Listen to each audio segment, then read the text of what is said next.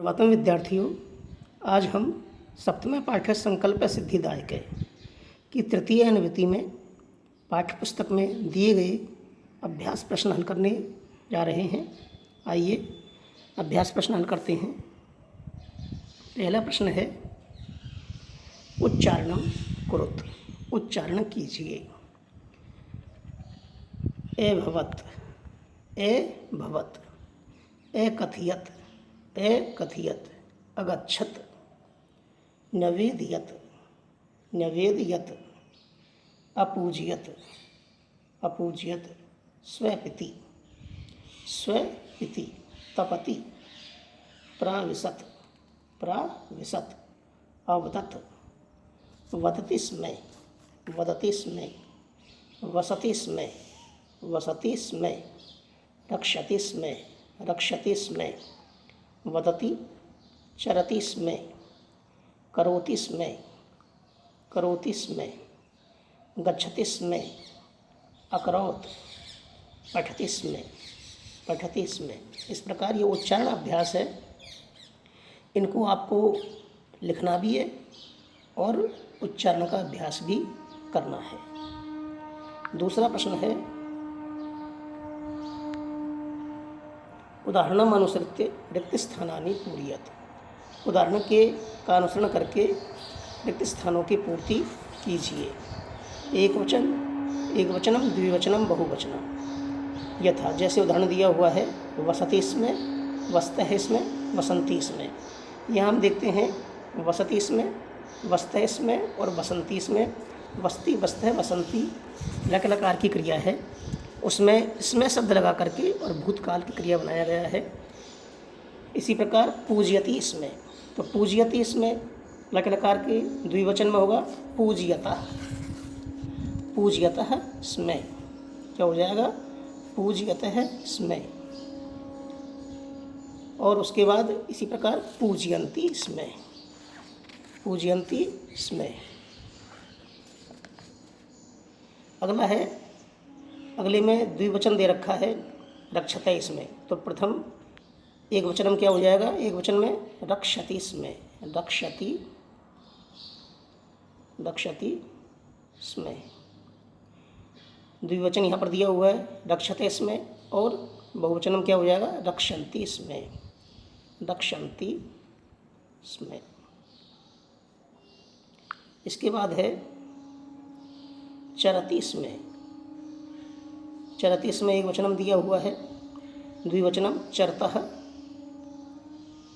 चरतः है और इसमें लगा देंगे चरतः इसमें। और चरंती इसमें, चरंती, चरंती इसमें।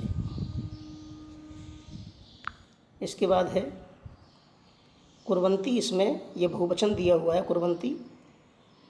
इसका एक वचन लिखेंगे पहले हम करोति इसमें, करोति इसमें। और फिर द्विवचन लिखेंगे कुरतः इसमें, कुरतः इसमें। और उसके बाद बहुवचन है कुर्वन्ति, करोति, कुरतः, कुर्वन्ति, करोति, कुरतः, कुर्वन्ति। ठीक है, ये दूसरे का के, दूसरे प्रश्न का के हुआ। इसके बाद दूसरे का ही खे। इसमें हमें धातुओं का पुरुषों के आधार पर और लिखना है। पुरुष है एक वचनम, द्विवचनम, बहुवचनम। यथा जैसे उदाहरण दिया हुआ है प्रथम पुरुष में एकथयत, एकथयताम, एकथयन। ये लंगलकार के रूप हैं, लंगलकार के रूप हैं ये। तो प्रथम पुरुष में अब दूसरी धातु यहाँ पर दी हुई है अपूज्यताम, अपूज्यन। द्विवचन भी दे दिया और बहुवचन भी दे दिया। हमको केवल एक वचन लिखना है, तो एक वचन क्या बनेगा? अपूज्यत, अपूज्यत।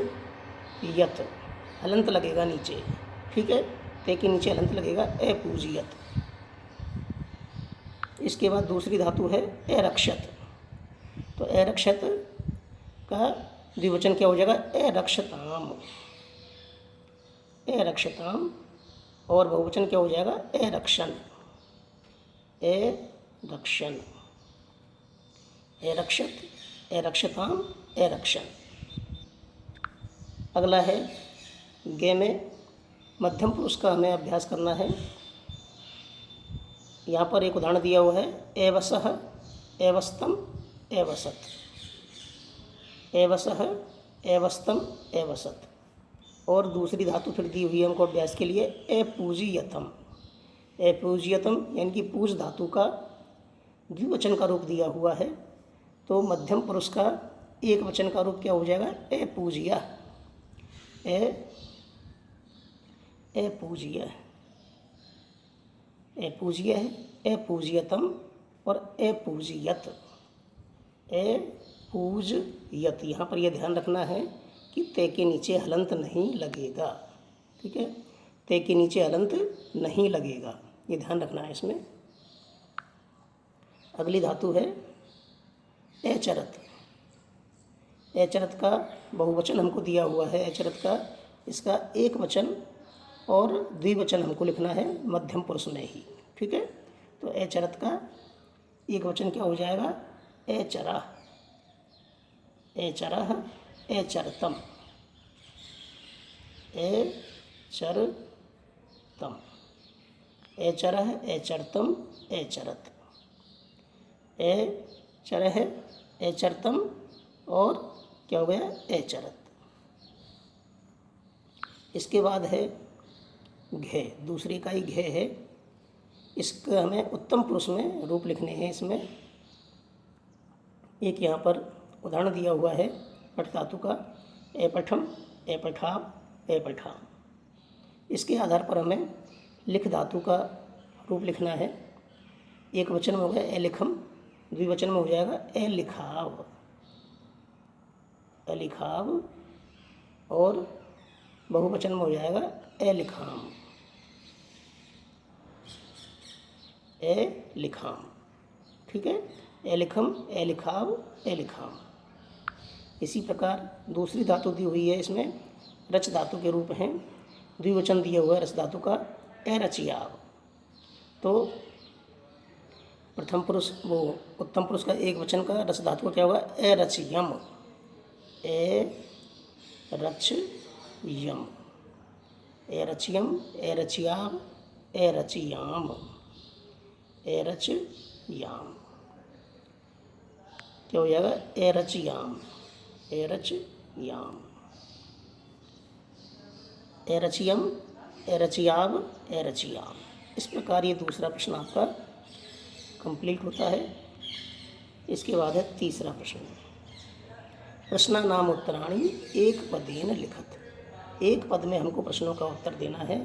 के है तपह प्रभावात के सखाया जाता, तपे प्रभावात के सखाया जाता, तप के प्रभाव से कौन मित्र बन गए, कौन मित्र बन गए, हिंस्र पशवः, हिंस्र पशवः, हिंस्र पशवः मित्र बन गए। दूसरा है खे, इसमें पार्वती तपस्यार्थम कुत्र अगच्छत।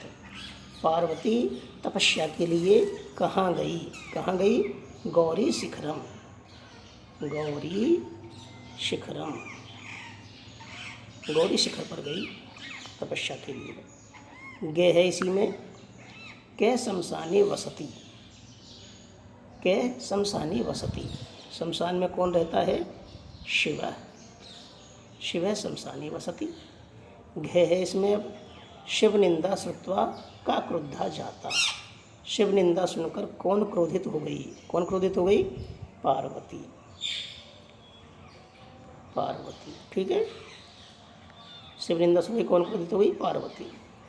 णे हैं बटु रूपेण तपोवने के प्राविशत, वटु रूपेण तपोवनम के प्राविशत।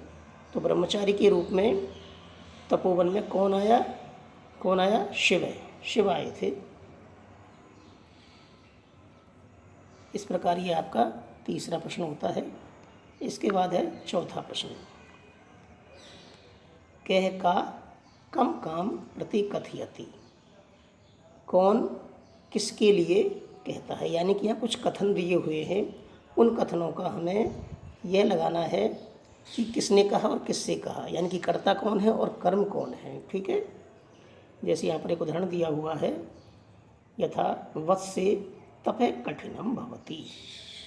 वत्से तपः कठिनम भवति किसने कहा? माता मैना ने। किसने कहा?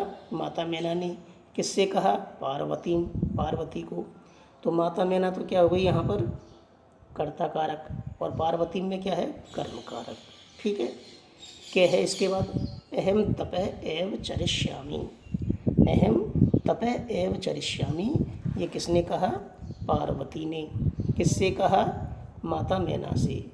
तो पार्वती और मैनाम लिख सकते हैं हम, और मातरम भी लिख सकते हैं।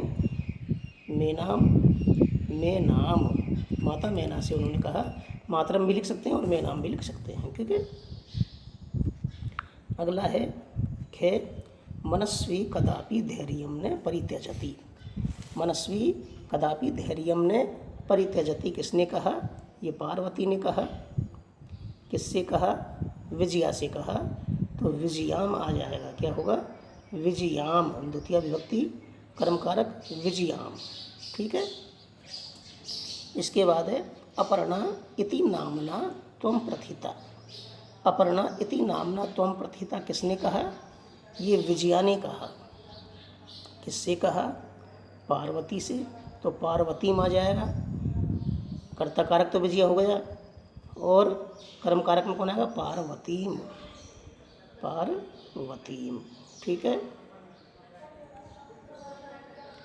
इसके बाद है अगला इसी में, पार्वती प्रीतो अस्मि तब संकल्पेन।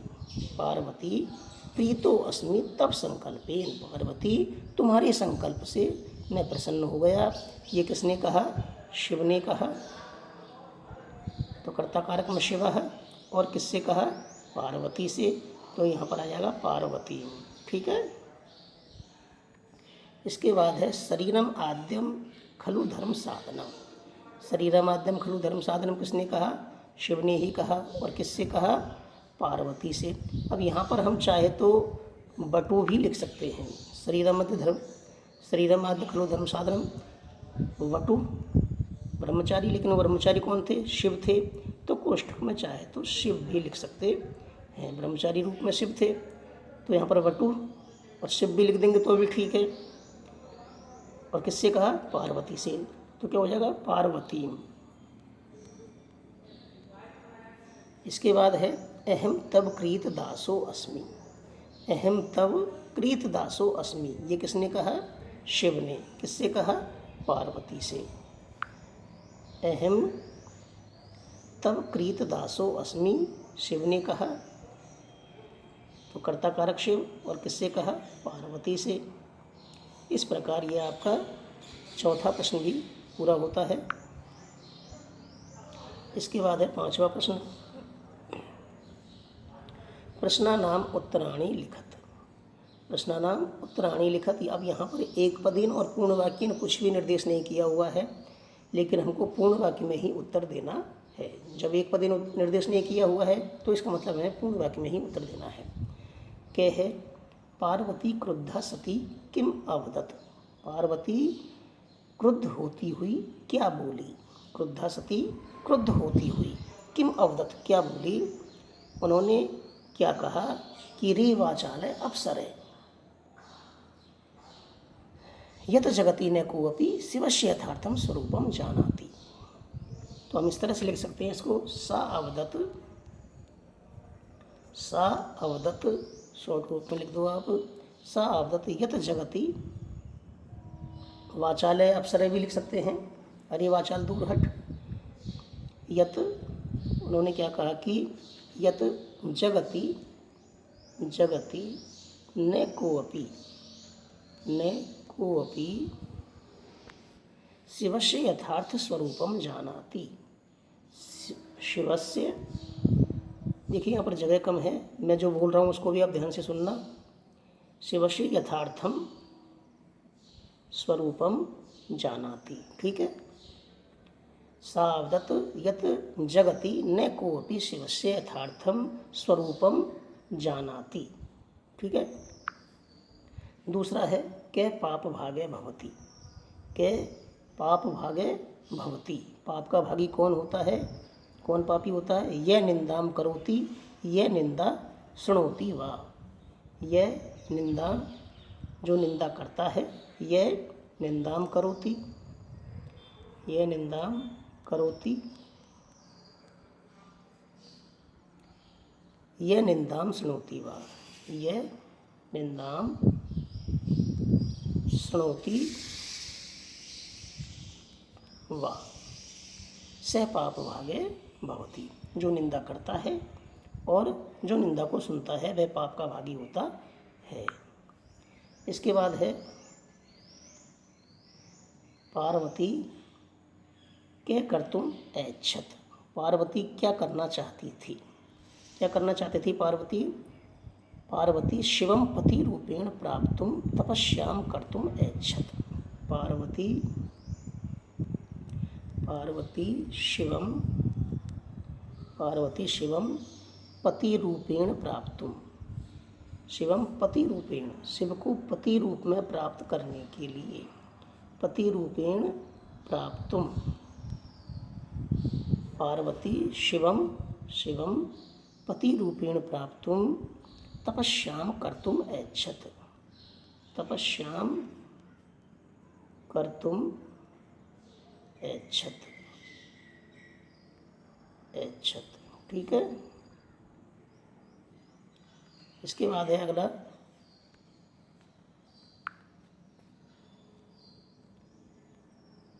पार्वती कया साकम गौरी शिखरम गच्छति। पार्वती किसके साथ गौरी शिखर पर जाती है? तो पार्वती विजया साकम, विजया में तृतीया विभक्ति आएगी साकम के योग में, ठीक है। तो हम क्या लिखेंगे? पार्वती विजया साकम, पार्वती विजया साकम गौरी शिखरम गच्छति, गौरी शिखरम गच्छति। पार्वती विजया साकम गौरी शिखरम गच्छति, पार्वती विजया के साथ गौरी शिखर पर जाती है। छठा प्रश्न है मंजूषातः पदानि चित्वा समानार्थकानि पदानि लिखत। मंजूषा से पदों को चुनकर समानार्थक पद हमको लिखने हैं।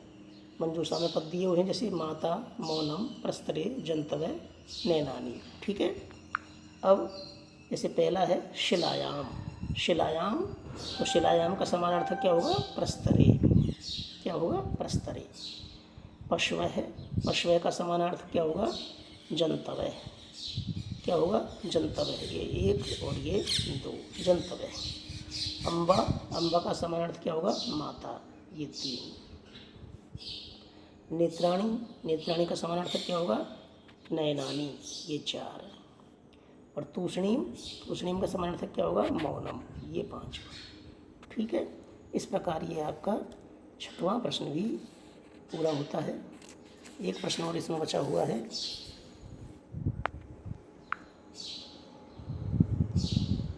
सातवां प्रश्न है उदाहरण अनुसारम पद रचनाम कुरुत। उदाहरण के अनुसार पद रचना कीजिए। जैसे वसति इसमें, ए वसत, वसति इसमें का लंग लकार में फिर रूप लिखा है ए वसत।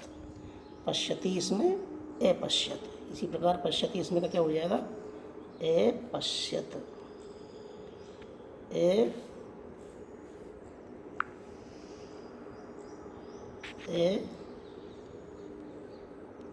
पश्यत, ठीक है। बस पश्यति इसमें प्रथम पुरुष है, एक वचन है, तो प्रथम पुरुष एक वचन में फिर हमको बनाना है, ठीक है। ए पश्यत। दूसरा तपति इसमें, तो क्या हो जाएगा? ए तपत, ए तपत। तीसरा है चिंतयति इसमें, चिंतयति इसमें तो क्या हो जाएगा? ए चिंतयत, ए चिंतयत, ठीक है। ए चिंतयत। घे है वदति इसमें, वदति इसमें क्या हो जाएगा? ए वदत, अवदत, ठीक है। और णय है गच्छति इसमें, गच्छति इसमें क्या हो जाएगा, अगच्छत, अगच्छत। ठीक है, इस प्रकार ये आपका 7वें का के। फिर दूसरा इसी में दिया हुआ है यथा अलिखत लिखति इसमें, इसमें पहले लंगलकार का रूप दे दिया, फिर बाद में इसमें लगा करके दिया है, लेकिन इसका उल्टा कर दिया है। रिक्त स्थान हमको ये भरना है, वही लंगलकार का रूप ही हमको इसमें भी लिखना है। ठीक है, तो कथयति इसमें का क्या हो जाएगा, अकथयत,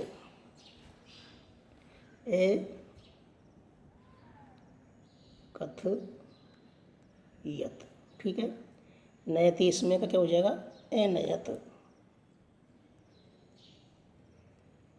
अनयत। फिर है पठति इसमें का क्या हो जाएगा, अपठत, इधर लिख देता हूँ मैं, क्योंकि उधर जगह कम है, अपठत। धावती इसमें का क्या हो जाएगा, अधावत,